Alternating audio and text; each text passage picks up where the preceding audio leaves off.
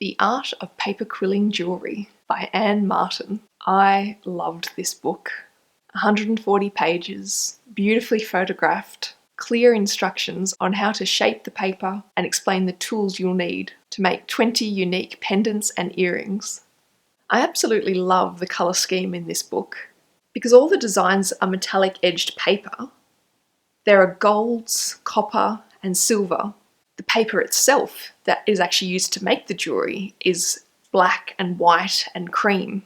And then there are the backgrounds that each piece is photographed on, are textured greys, browns, blues and orange. This whole book is beautifully photographed. Even the section explaining the tools and supplies has such artful composition. One of my main questions when I first saw this book was, how are you going to get paper jewellery to work as jewellery? Like, surely it's going to get your oils and sweat on it, and maybe it'll work for one day, but then the paper will start disintegrating.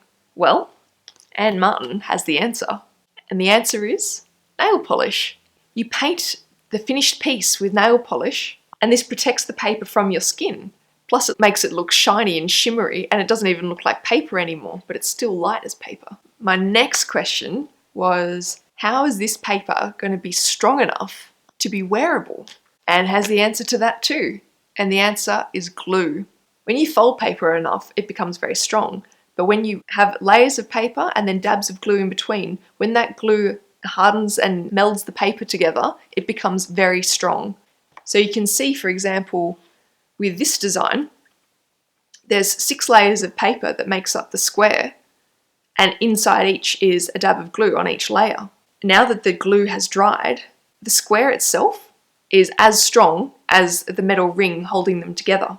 So there was just one slight quibble I had about this book, and that is that whilst every design is beautiful and it's all very well explained, I couldn't ever see all the designs on one page or within a couple of pages or consecutive pages or anything.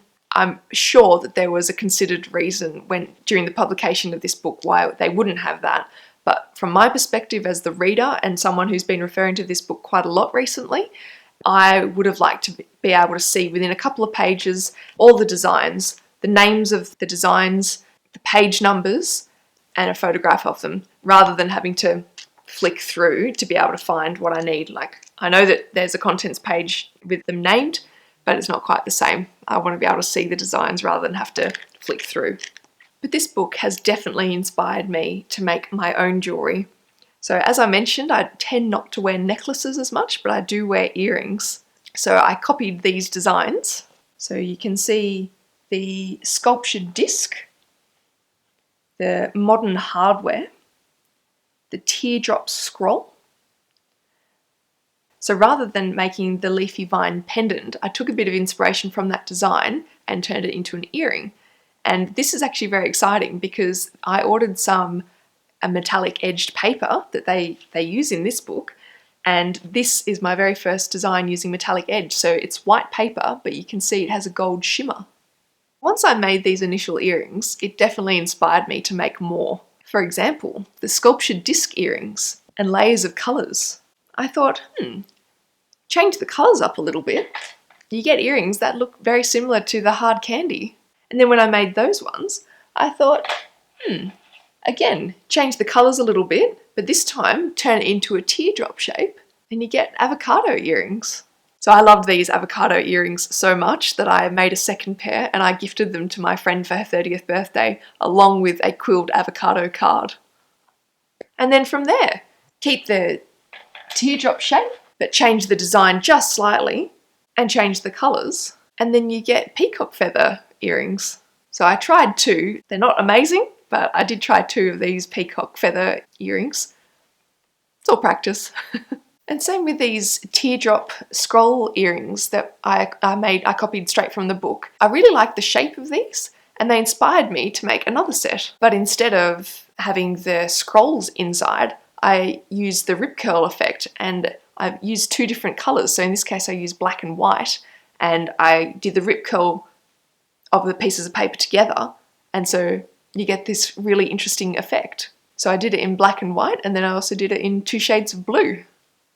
And one time when I was out walking in my neighborhood, I saw a lady walking her dog who had amazing earrings. It was a big red disc and then inside was a smaller blue disc. And I loved that concept. It's so simple, just the blue and the red and the two different size circles. And so I was like, I reckon I can make that myself. And so I did.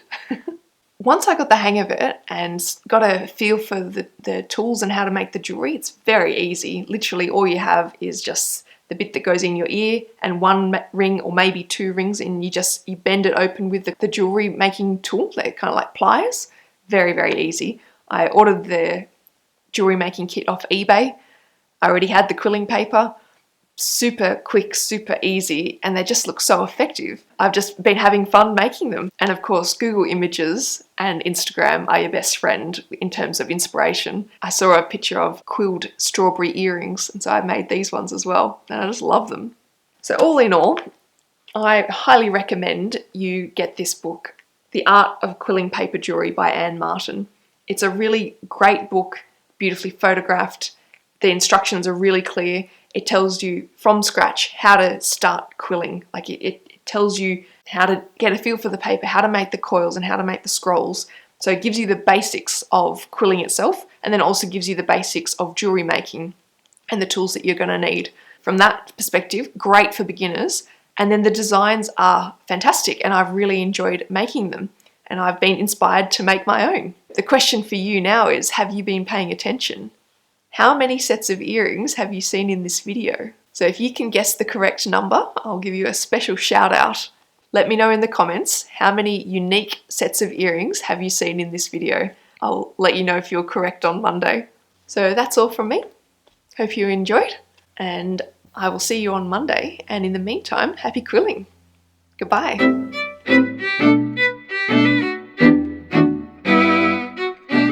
The paper itself to make the jewellery is black, white.